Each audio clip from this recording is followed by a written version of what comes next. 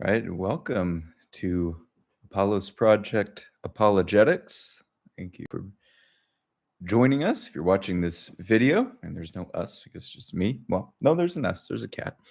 I wanted to address today a somewhat typical argument against the deity of Jesus, and that is the common objection that Jesus did not claim to be God, but claimed only to be the Son of God.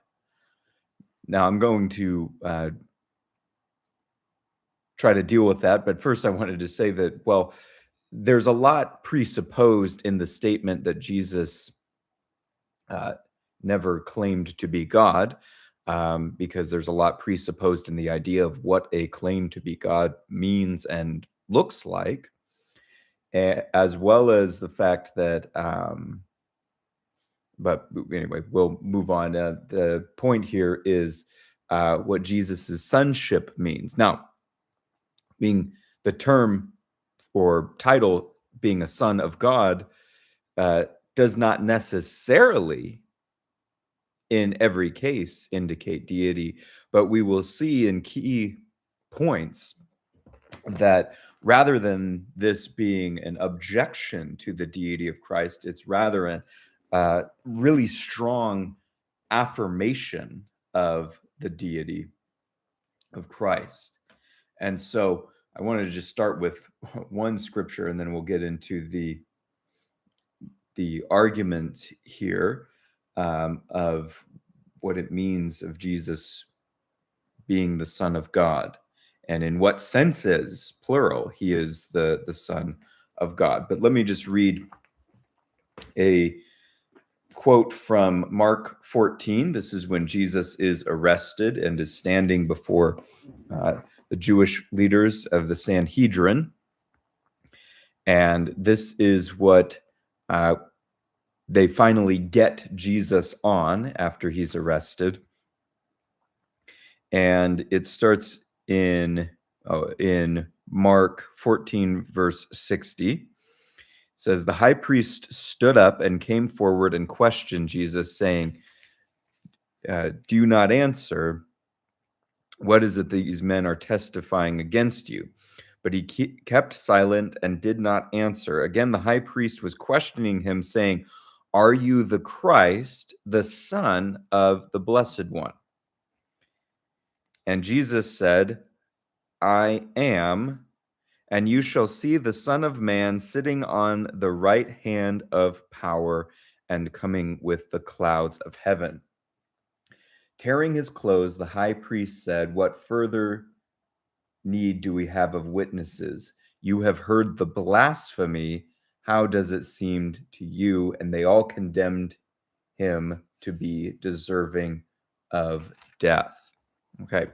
Now, Mark is often wrongly presupposed to have what's called the lowest Christology, meaning it's assumed that Mark is written the earliest and has the least developed views of Jesus, and that other elements are added in later. But Mark affirms the deity of Christ in several places. But here I want to note particularly that when Jesus answers, he's being asked, "Are you the Christ?" which people could claim to be the Messiah. There could be false claimants, but that wouldn't be blasphemy. But it's, "Are you the Christ, the Son of the Blessed One?"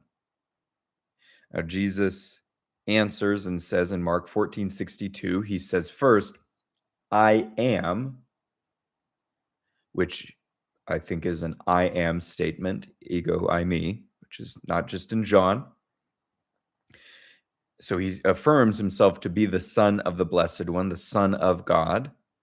And I believe this means he is affirming that he is the Son of God by nature. And then he also says, "And you shall see the Son of Man," affirming or bringing in the language of Daniel 7, he says, you shall see the Son of Man at the right hand of power and coming with the clouds of heaven.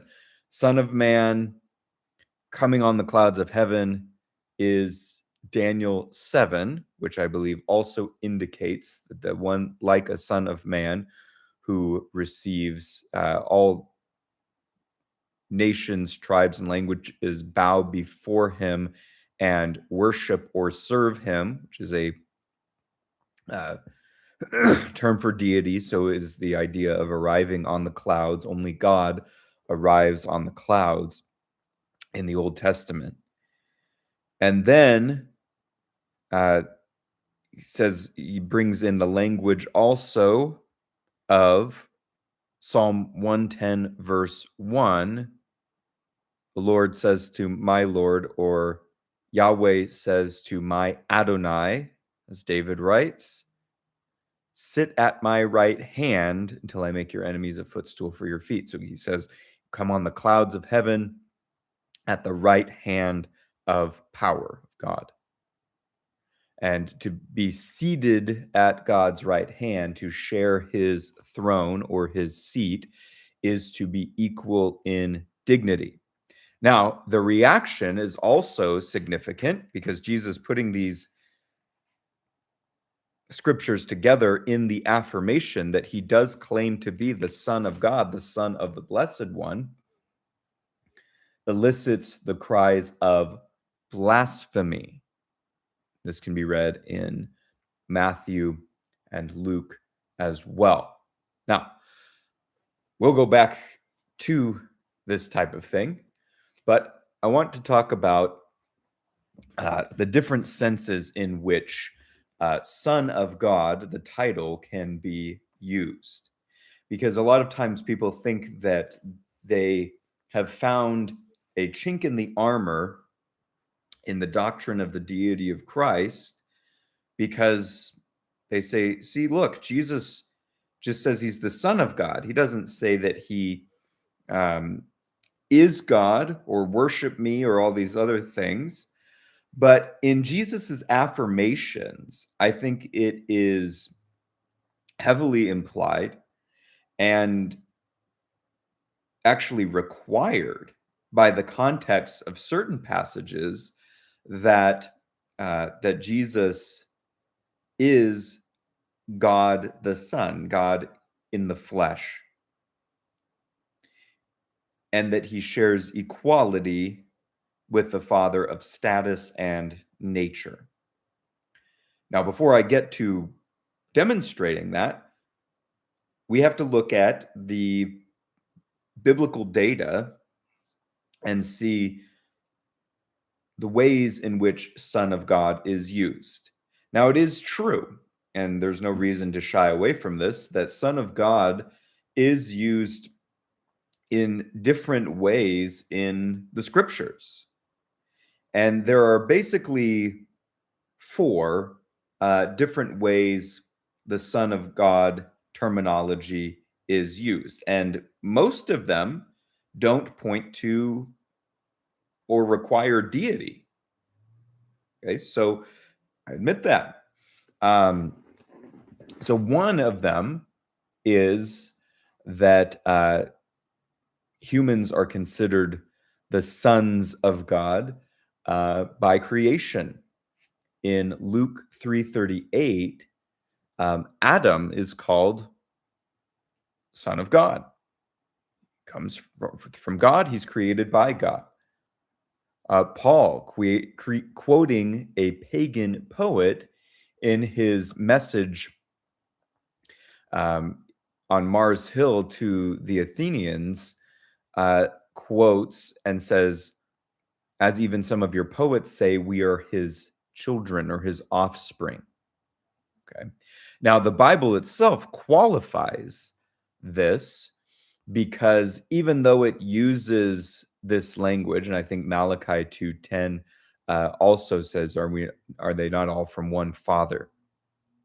The Bible qualifies this language pretty particularly in the sense that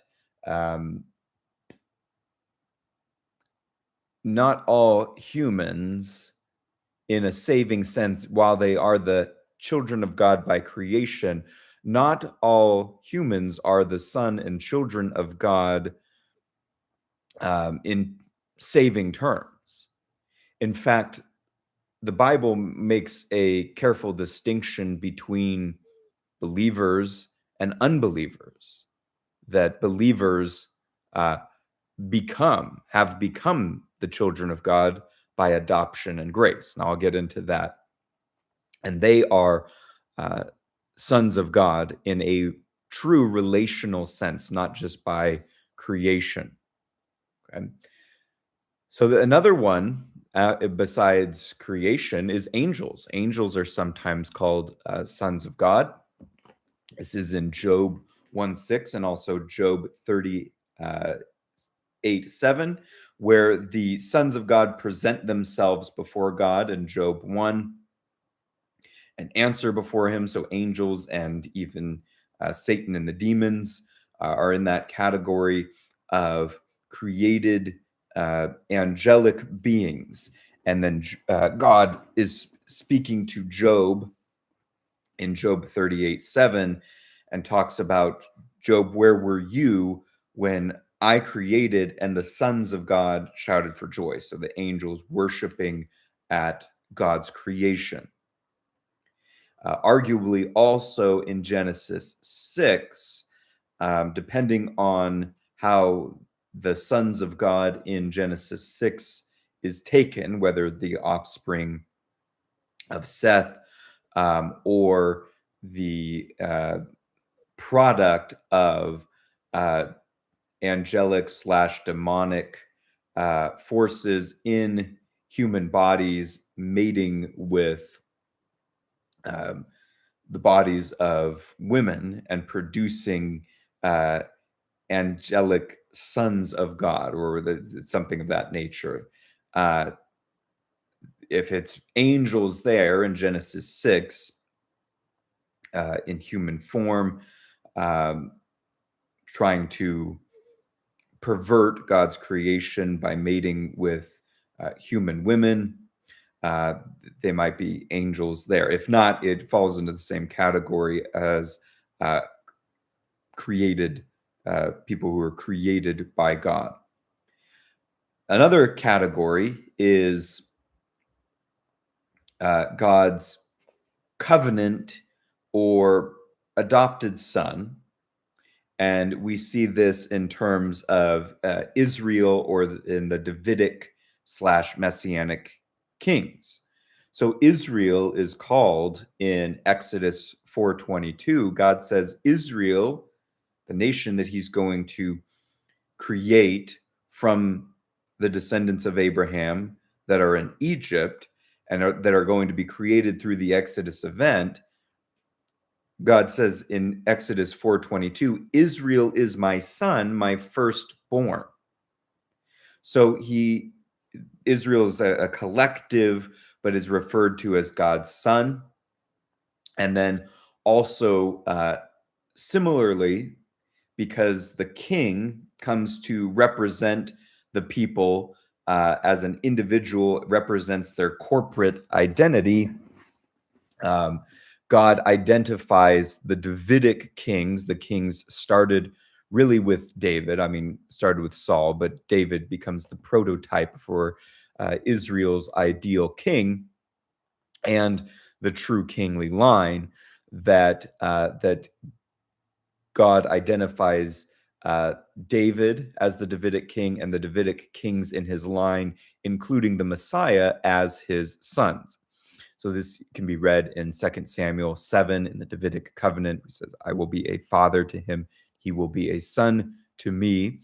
It's also in places like Psalm 2, where God says to the Davidic king, as David writes this, he says, you are my son. Today I have begotten you. That he's speaking to the king. He, in a messianic psalm, claims ownership over the king as his son and heir and lord of creation. This is also in places like Psalm 89, 27, where the king is likewise called the son and the firstborn. And that language gets fairly exalted as it points forward to the messianic king, the ultimate king in David's line, the Messiah. We'll come back to that hopefully at some point, but God allows in the Psalms fairly exalted language, even worshipful language, to be used of the messianic king, ultimately represented in the Messiah. And so there's that aspect as well, sons by covenant adoption. Now, in the New Testament, in the New Covenant, as I mentioned before, not all human beings are the children of God. And so John 1:12, as many as received him, to them he gave the right to become children of God, even to those who believe in his name. Verse 13, those who were born not of the will of the flesh or of the will of man, or were born not of blood, nor of the will of the flesh, nor of the will of man, but of God. That those who are born from above, that God causes them through the Holy Spirit, after hearing the preaching of the gospel, to recognize Christ for who he is, to receive him, to believe in his name, and that they are born again or born from above into God's family. They are adopted, Ephesians 1, where God adopts us through Jesus Christ to himself. And so we are sons of God by adoption and grace. And so this is how Jesus talks about believers. For example, in the Sermon on the Mount, he says, "Blessed are the peacemakers," Matthew 5:9, "for they shall be called sons of God." He also talks about the sons of God representing God in the Sermon on the Mount in Matthew 5:44 and following. Okay, so there are sons by adoption and grace. Romans 8 talks about this, that we have received the spirit of adoption, Romans 8:14 through 17. Galatians 4 talks about that because we are sons, he has sent forth the spirit of his son by which we cry, Abba, Father. So because God has adopted us as sons, we are his sons, his heirs, co-heirs with Christ, united with his son. We are, God sends forth the spirit of his son into believers, and it's by that spirit that we recognize God as our Father. Okay, so our Father who is in heaven, right? But that is not the same type of sonship that Jesus has.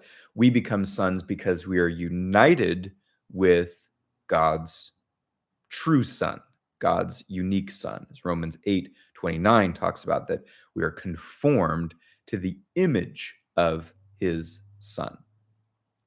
Okay, so Jesus is uniquely and eternally the Son of God. He's not the Son of God by creation. He's not the Son of God by adoption. He's not the Son of God just because he's fulfilling an office. He is the Son of God by nature. That Jesus is uniquely the Son of God. And when we say Son of God in the scriptures referring to Jesus, now there are different senses in which Jesus is called the Son of God, which is important.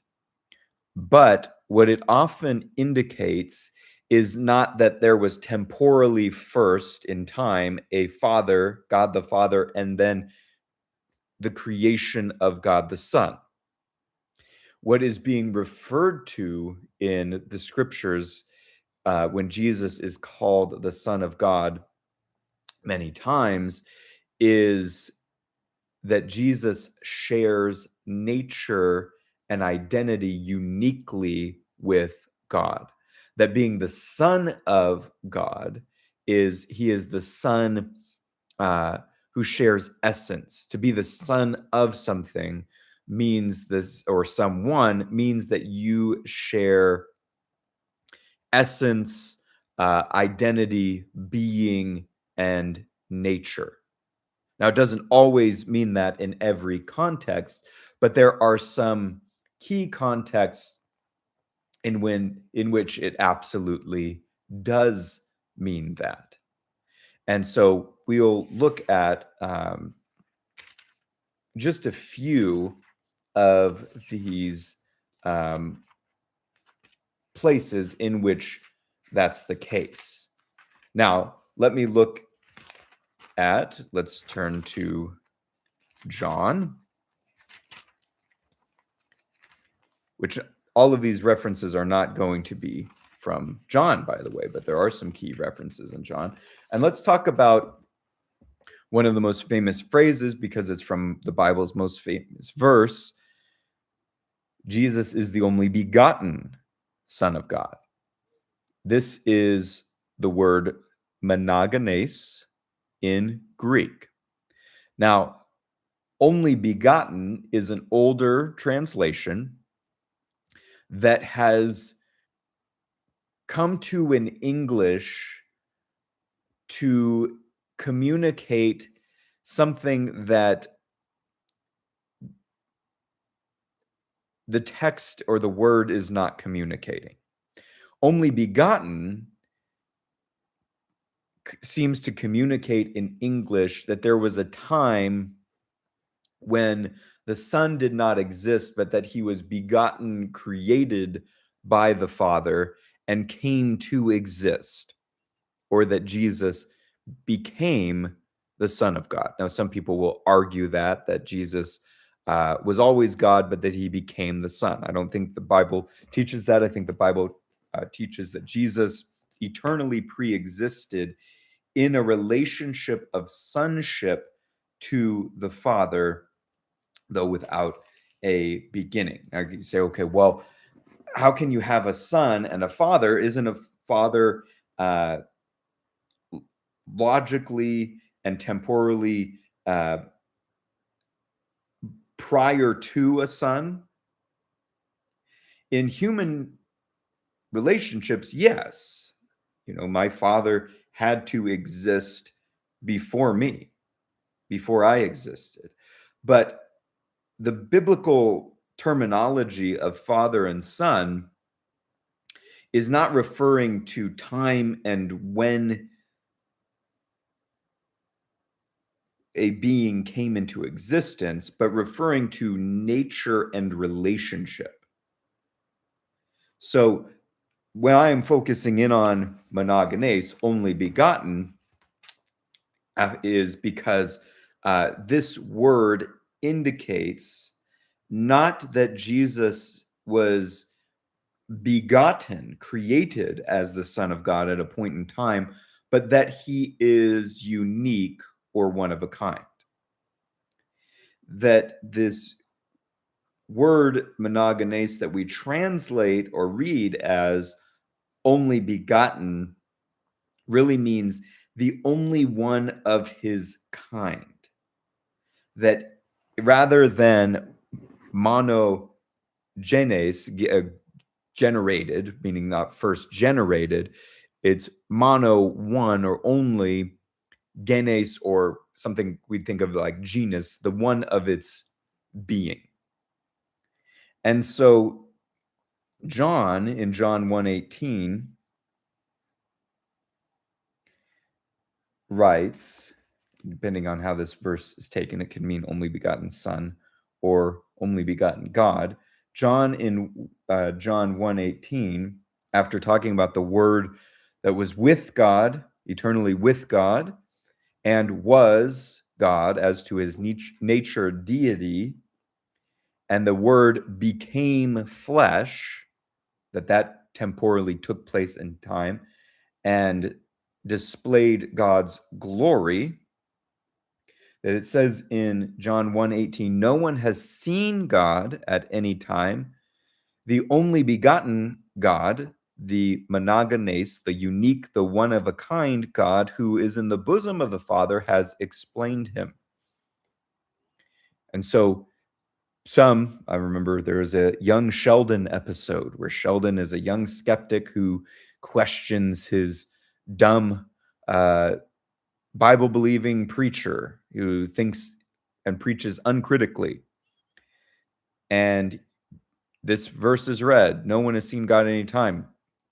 And young Sheldon wants to raise his hand. He whispers to his grandma, but doesn't it say in Genesis that Jacob wrestled with God? And you might cite some other places where God is seen in human form. And the grandma goes, Sheldon has a question. And the assumption is, of course, this minister would have no answer. And then the further assumption is that the Bible has no answer. But what this would indicate, and Sheldon's question is a good one, is that, yes, no one has seen all that God is at any time, but God has been seen in human form in the Old Testament, hasn't he? Yahweh is in flesh speaking with Abraham at the oaks of Mamre. And there are other times, Genesis 32, Jacob wrestles with a man and then says that he names the place Peniel because he's seen the face of God. I think what John is indicating here is that the one who has always revealed God and made him known, who has shown up and been seen as God, who speaks and acts as God, is now revealed as the Word, God's eternal Son, the unique God who is in relationship with God himself, who eternally was with God and was God, and that he makes God uniquely known. As Hebrews 1 will talk about, he is the character stamp of God's nature and the brightness of his glory, that in the flesh of Jesus, you have the impress of all that God is. And he is the Son of God because he shares nature and being with God. Now, we don't want to just take my word for it. Let's go ahead to John 5, verses 17 and 18. John 5, where Jesus has healed a man on the Sabbath. John 5:17 says, after Jesus is confronted, I'll start in verse 16. For this reason, the Jews were persecuting Jesus because he was doing these things on the Sabbath. But he answered them, my Father is working until now, and I myself am working.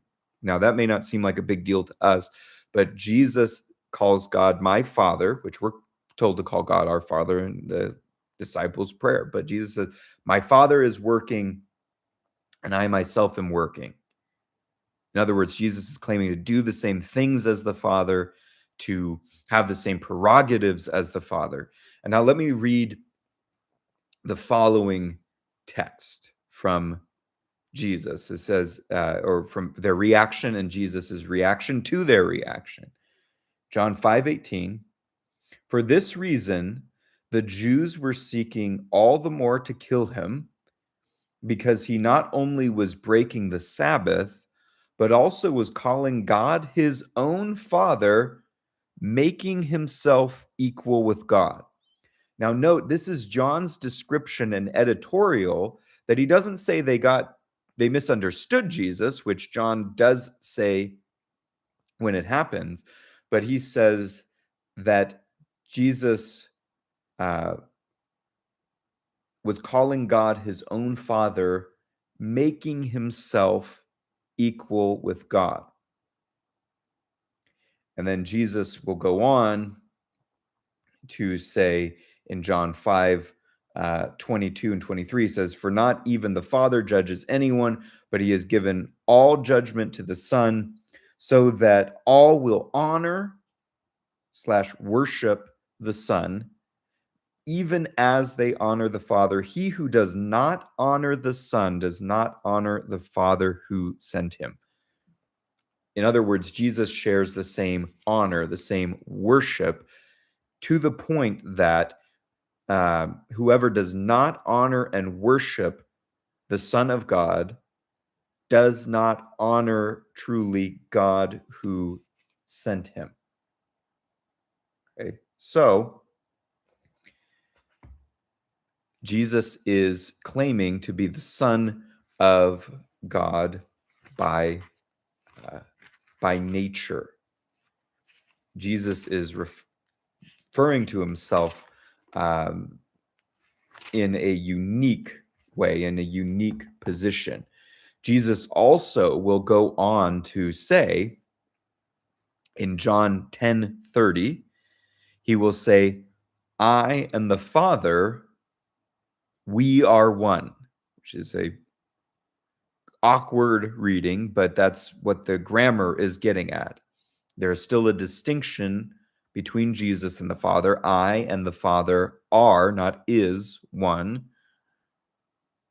So Jesus claims a unique oneness with the Father. And then we'll say they accuse him of blasphemy. And he says, "You, being a man, make yourself out to be God."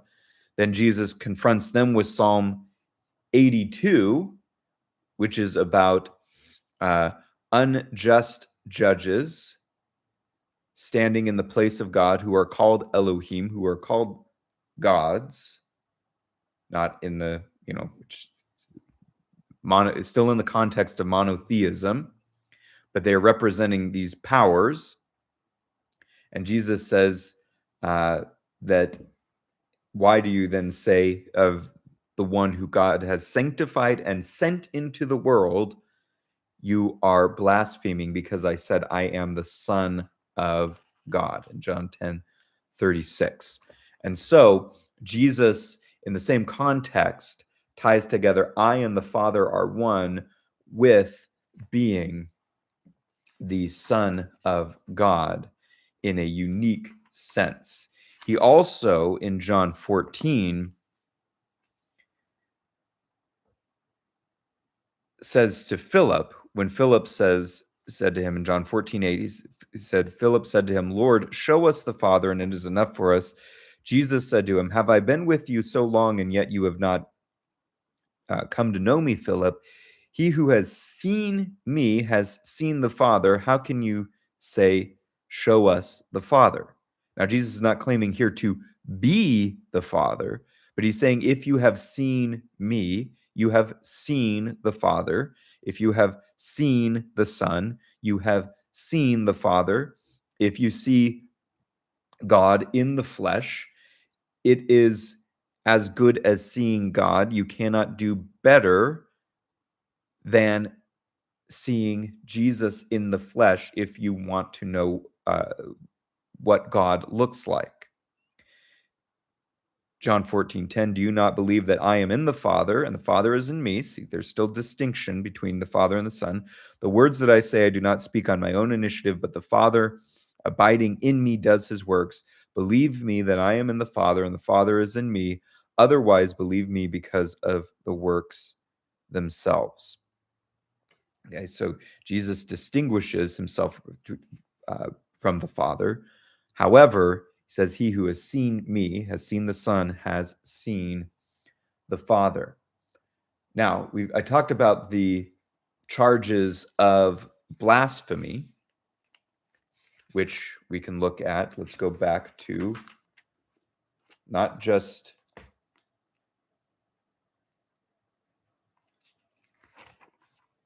John, but let's look at the Synoptic Gospels. Jesus in Matthew 27, just getting to the right point here.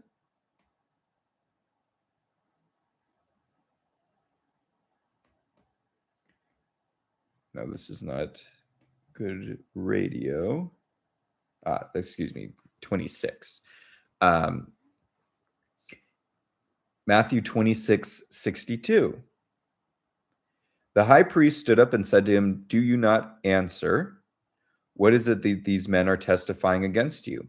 But Jesus kept silent, and the high priest said to him, I adjure you by the living God that you tell us whether you are the Christ, the Son of God. Jesus said to them, "You have said it yourself," which is a idiomatic way of saying, "You said it. That's exactly what I'm saying," or "It is as you say." Mark adds in Jesus says, "I am. Nevertheless, I tell you, hereafter you will see the Son of Man sitting at the right hand of power," Daniel 7, Psalm 110:1, and coming on the clouds of heaven. The high priest tore his robes. He has blasphemed. What further need do we have of witnesses? Behold, you have now heard the blasphemy. And what do you think? They said, he deserves death. Okay, so Jesus is calls himself the Son of God. He puts it in the context of Daniel 7, a divine figure, of Psalm 110:1, a divine figure, and he is accused of blasphemy for the claim to be the Son of God. Now, Jesus in Luke, we already looked at Mark fairly extensively, but Jesus in Luke 22:66, the council of elders, when it was day, the council of elders of the people assembled, both chief priests and scribes, and they led him away to their council chamber, saying, "If you are the Christ, tell us." But he said to them, "If I tell you, you will not believe, and if I ask a question, you will not answer. But from now on, the Son of Man will be seated at the right hand of the power of God." And they said to him, "Are you the Son of God then?" And he said to them, "Yes, I am." And they said, then they said, "What further need do we have of testimony? We have heard ourselves from his own mouth." So there we don't have the statement about blasphemy, but we see the same affirmation of the claim by Jesus and the same result. Flipping back to John 19:7, when the Jews are talking to Pilate, it says, "The Jews answered him and said, 'We have a law, and by that law he ought to die because he made himself out to be the Son of God.'" So their claim is he was claiming to be the Son of God. Okay. Now, a few more things. I want to go back before I go to Hebrews. I want to look at Mark 1 and see what is said about Jesus in the first couple of verses. Okay. It says, Mark 1:1, and I'll go through verse 3, says, "Behold, the gospel of Jesus Christ, the Son of God." That's Mark 1:1. Now, that may not seem super significant, but if we understand this in the historical Greco-Roman context, it's important to keep in mind or be aware of the fact that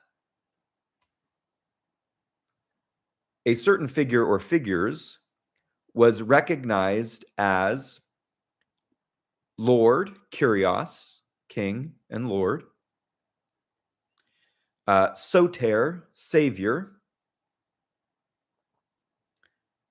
a son of a god or the gods, and by his appearing, his epiphany, he would bring good news, the gospel, the announcement of victory, euangelion. Now, that all sounds like Jesus language, and it is in the New Testament, but that was the language that was used of the Caesars just prior to Jesus's birth, namely Caesar Augustus, but also during and after. That there were inscriptions uh, written for the Caesars. One is called the Priene inscription, which basically says the good news, the gospel of Caesar Augustus, the son of the gods, calls him Kyrios, Lord. It calls him talks about his glorious appearing and the good news by his victory and peace that he brings. So in the Greco-Roman context, the Caesars were believed to be a son of Apollo or a son of the gods, a god, one of the gods residing on earth. Now, the Bible is monotheistic. It says that the Caesars are not gods, that there's only one true God, but it affirms that Jesus is the true Son of God, the true Kyrios, Lord, who brings the true gospel. Now, Mark begins his gospel purposefully this way, the beginning of the gospel of Jesus Christ, the Son of God, so that Jesus brings the true good news, not Caesar. He is the Christ, that he's the Messiah predicted in the Old Testament, and he is the Son of God. Now, in verse 2, it says, as it is written in Isaiah the prophet, behold, I send my messenger ahead of you who will prepare your way, the voice of one crying in the wilderness, make ready the way of Yahweh, make his paths straight. Now, this is a combination of scriptures. Obviously, Isaiah from Isaiah 40 talks about making a straight way for Yahweh's arrival, but also the language of the messenger comes from Malachi 3, and also arguably the one who goes ahead of God, the angel of Yahweh who speaks and acts as Yahweh from Exodus. I think it's Exodus 33. However, Mark is putting this together and says this is a prophecy fulfilled in John the Baptist and Jesus, that John the Baptist is the voice crying in the wilderness and preparing the way before the Lord. But he cites an Old Testament Yahweh text that says that the Lord who is coming is Yahweh. And so in Mark's theology, from the very first verses, where Jesus is the coming one, Jesus is introduced as the Son of God, whose coming is the coming of Yahweh, prepared by John the Baptist and described in Isaiah 40. So for Jesus to be Son of God means he is the Son of God by nature. Now, let me move to Hebrews chapter 1.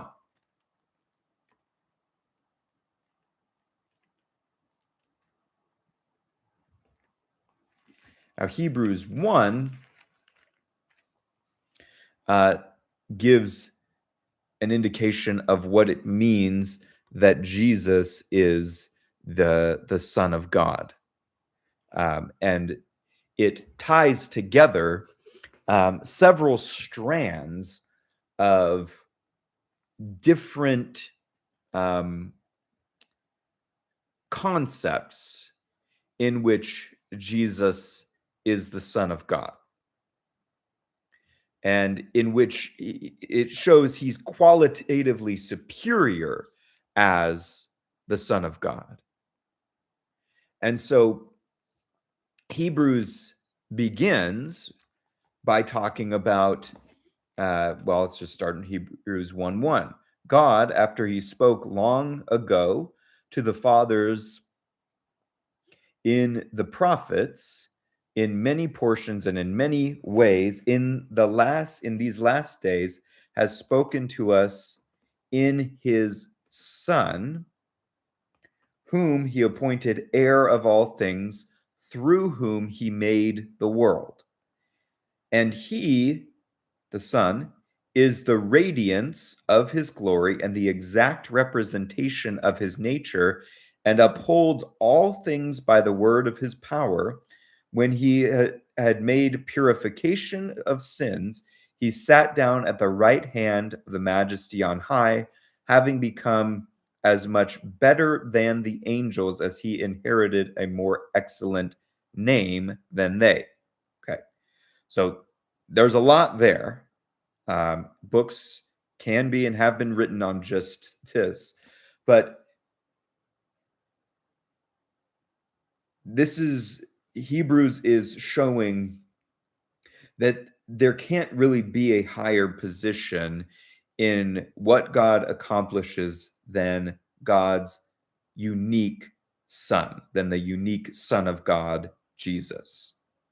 Okay, that he's the ultimate and final bringer of God's revelation. He's God's definitive revelation to man, where God speaks through him, that he is the king, he's the heir of all things. He is the one through whom he made the world, created and made the ages. All the ages of history are created through him. So he's the sovereign Lord of history. He is the radiance of God's glory, of the Father's glory. He's the reflection, the radiant. Now, some people say, oh, well, the reflection comes after the light.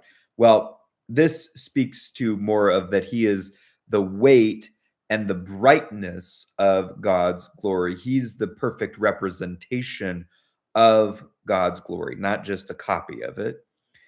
And that he is the character stamp, the character in Greek, the exact representation of his nature, meaning that in the flesh of Jesus, the Son of God, we have the perfect impress of all that God is, as Colossians 2:9 talks about, that in him dwells the fullness of deity in bodily form. That he also is all powerful as the creator and sustainer. He upholds all things by the word of his power. And then after he made purification of sins, he sat down at the right hand of God, meaning a place of equal honor and dignity to God the Father. And because of that, remember I said that Son of God can be used of angels. Because of that, because of his nature and his work, Jesus, as the Son of God, as according to Hebrews 1:4, has become much better than the angels, as he has inherited a more excellent name than they. So I think the name or the title here is Son. Now you're saying, well, wait a second. I thought you were saying Jesus has eternally been the Son. Yes, but in Jesus coming into the world, from being the eternal pre-existent Son of God, who was with God and was God, that he is the radiance of his glory, he takes on flesh in his career, the fullness of God in bodily form, and accomplishes a unique work as God's Son, so that Jesus, the man, receives a more excellent name, title, status, and position than the angels. Now, what we see before is that angels were called Son of God, but Hebrews is proving Jesus is not a Son of God like the angels. He is qualitatively and positionally superior because of both his work that he accomplished and because of his eternal nature as God. Also, we said that humans are called sons of God. Adam is called a son of God, Luke 3:38. Jesus enters into humanity as the last Adam, that he takes on the sonship of Adam. We also mentioned that Israel is called God's son, and that representing Israel, the Davidic king, is also called God's son. Jesus takes on and embodies true Israel, and he is born as a descendant of David and takes on the role of Davidic king and Davidic sonship, such that God can treat or beget Jesus the man as his son, who is the messianic fulfillment of the Davidic line. So Jesus is better than the angels, and he takes on all these other categories of sonship, as well as being the eternal Son of God. And that's what Hebrews 1 indicates. Goes on in verse 5, it says, "For to which of the angels did he ever say," quote, this is from 2 Samuel 7, 13 and 14, this is from Psalm 2:7, "You are my son, today I have begotten you." And again, quote, so that was from Psalm 2, where God says to the Davidic son, not to the angels, "You are my son, today I have begotten you." So Jesus takes on the messianic son. And again, 2 Samuel 7, 14, "I will be a father to him, and he will be a son to me." Okay, so that's messianic sonship, but there's something even greater than that, because Hebrews goes on in Hebrews 1:6 to say, "And when he again brings the firstborn into the world," God again brings the son, the firstborn, into the world, meaning that title of unique rank, firstborn. God says, quote, "Let all the angels of God worship him." So the angels, the spiritual beings, are commanded to worship the Son. Now, that is not true of David, of Solomon, of other Davidic kings. So Jesus takes on that. Maybe take a call real quick. Hello. Hi, how are you doing? Good, good. Glad. Are you on your way home? Cool. Can can I call you back in just like 2 minutes? Sorry, I was just finishing up a video. In fact, you're on the video. No, it's fine. Don't be sorry. I'll call you back in just a minute. Okay, I love you. Okay, I've got something more important to do. Got to call my wife back.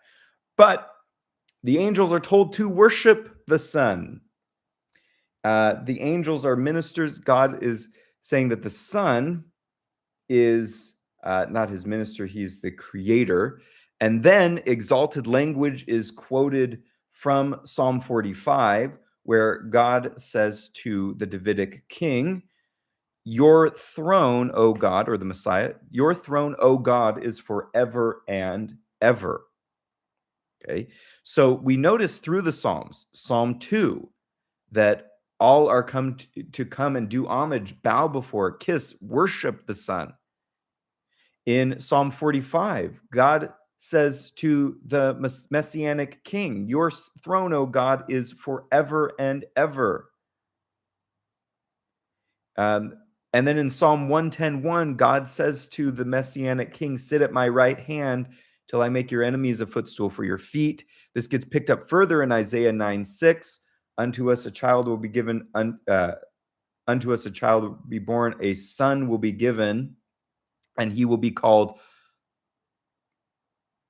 Mighty God, Father of Eternity, Wonderful Counselor.